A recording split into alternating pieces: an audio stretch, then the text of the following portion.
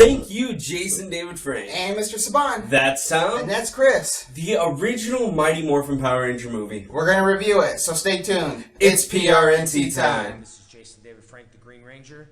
You are watching PRNT. Wow, wow.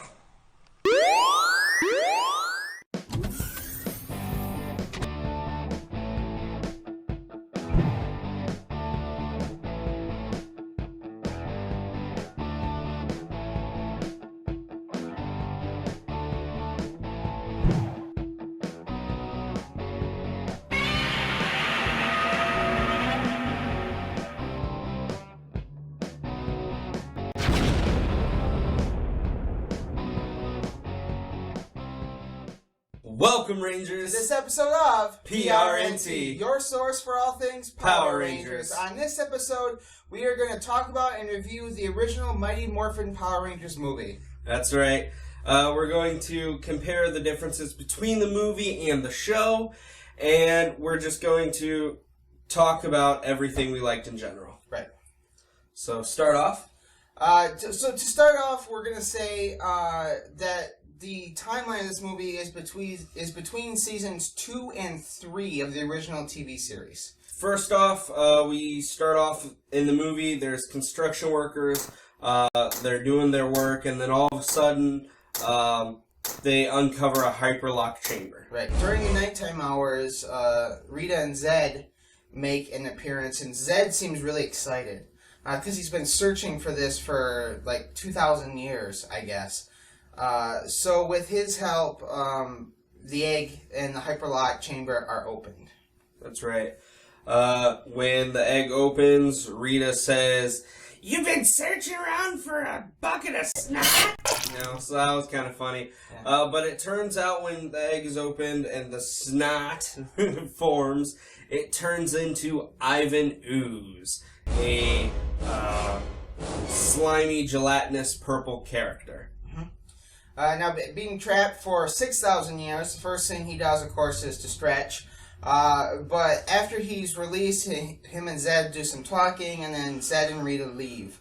The Rangers show up, they talk to Ivan a little bit, and Ivan summons his minions, which then the Rangers try to fight off, eventually have to morph in order to defeat them.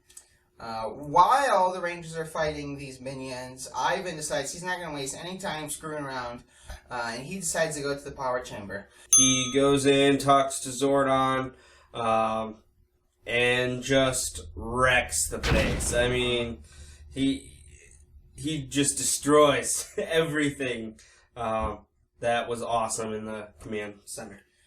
So eventually the Rangers defeat these minions, but after the fight, they demorph. You know, they didn't want to, they just sort of did.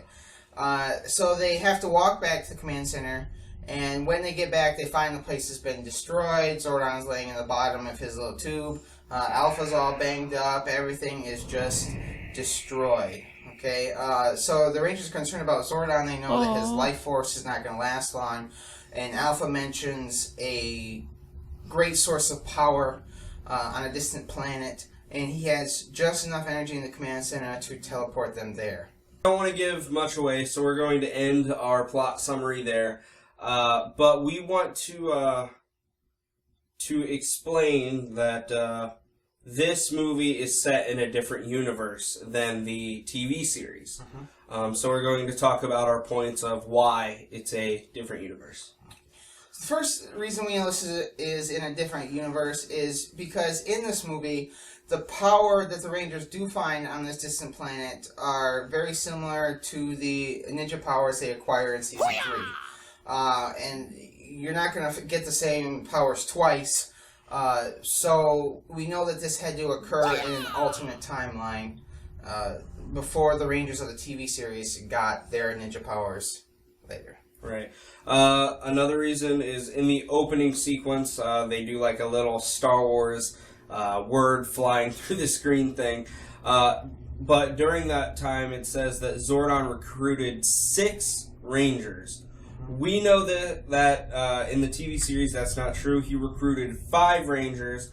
Tommy came on later as the Green Ranger, evil, and all that. I love you, JDF. Anyway, he came on later to join the team, so it did not start off with the 6. The third reason we know is the command center. The command center is totally different. I mean, it's not like any of the command centers we see in the TV series.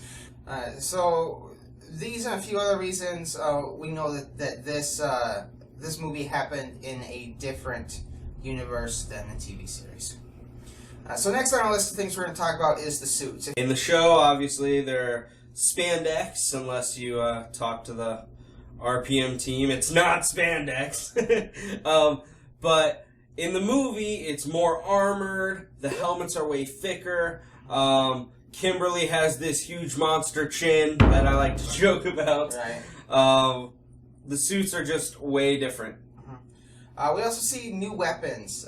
Kimberly has this pterodactyl whip thing that she uses, and Billy has this device. It looks like a taser, but it's almost like a modern day version of the grappling hook, where he's able to fire it off, wrap it around something, and it helps him climb, big spaces. Right.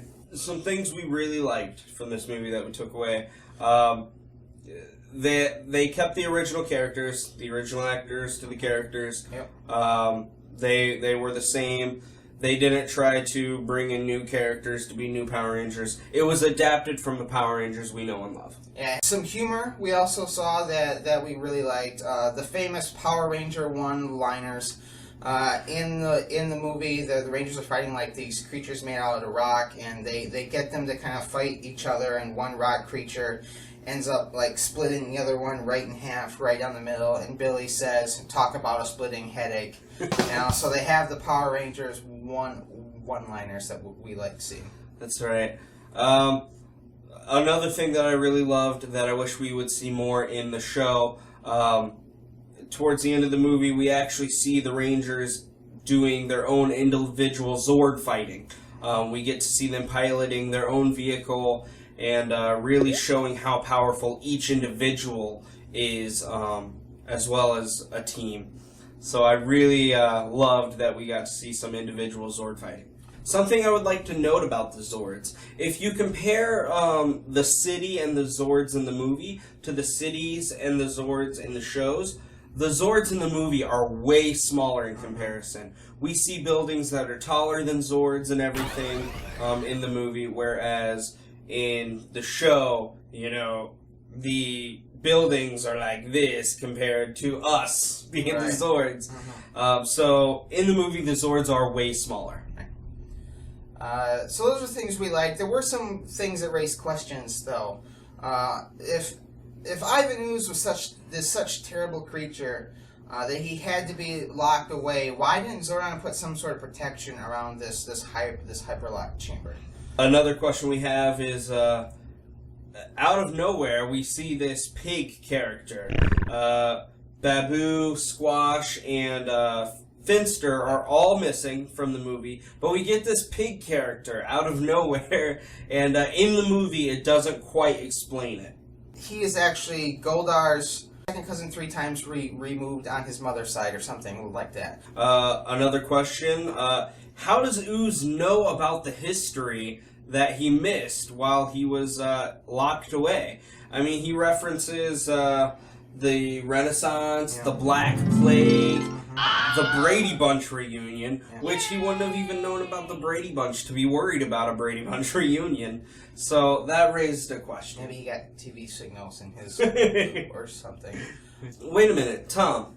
This movie's set in an alternate universe, right? Right. We've established that. There was another Power Rangers series set in an alternate universe, wasn't there? RPM. Yes. Yes. Yes. Is it possible this is the beginning of the RPM universe? That could be true, yeah. I mean, the Ranger series could have progressed in this universe leading up to the apocalyptic world that appeared in RPM. So who knows? Maybe they are in the same universe. That's definitely something that could be worth looking into. Yeah. If you have any answers or any questions of your own, please put them in the comments section below. We would love to hear your thoughts. Our final announcement, we will be taking the next 2 weeks off. Oh. But don't worry. We will still be big on social media. We will still be interacting. We are merely taking these 2 weeks off from posting videos, but we will still be hard at work making some awesome content for you, Rangers. Yep. Thanks for sticking around. If you go here, you can like us on Facebook. And if you go here, you can follow us on Twitter and note our new handle as well.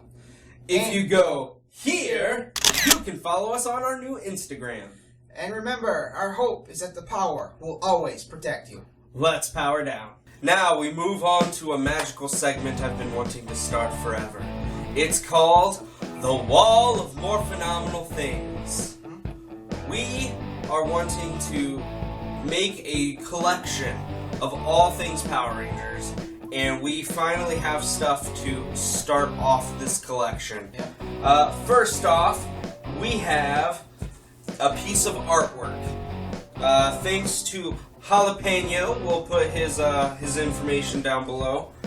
But he created this awesome piece of artwork with the 6 Rangers standing there holding their weapons, and I thought that was really cool, and we will be adding it to our wall of more phenomenal things.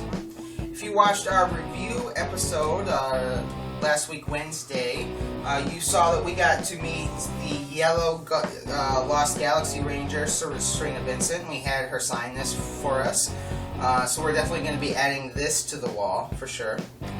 The final piece that we get to add to our wall of more phenomenal things, we also met Andrew Gray. He was a riot. He signed this for us to PRNT. Both Serena Vincent and Andrew Gray signed their pictures to PRNT. And we will be adding this to the wall of more phenomenal things. Now, Tom, I want to make this collection, but how are we going to make this collection grow? Well, we can always buy things, Buy things, yes. but that's not nearly as fun or as interactive. That's true. Yeah. Do you guys have anything you would like to add to the more phenomenal wall? If so, please send it to P.O. Box 28, Coleman, Michigan 48618. It could be anything. Fan artwork, maybe a poster that you've done, your own t-shirt design, anything. we will be happy to take your gifts and add it to the more phenomenal wall. And we'll give you a shout out in the process. That's right.